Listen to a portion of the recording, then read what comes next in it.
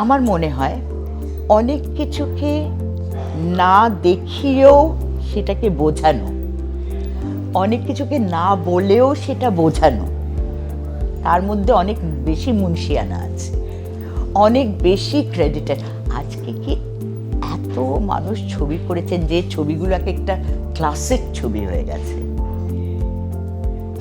তো তারা কি ছবির মধ্যে ওইরকম কিছু দেখাননি? দেখিয়েছেন তো, এত এক্সপ্লিসিট না।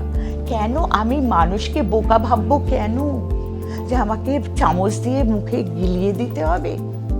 আমি কেন এইটা ভাবতে পারবো না যে সেই মানুষটারও বুদ্ধি আছে, সে কিন্তু আমি এইভাবেও দেখালে সে কিন্তু বুঝতে পারবে।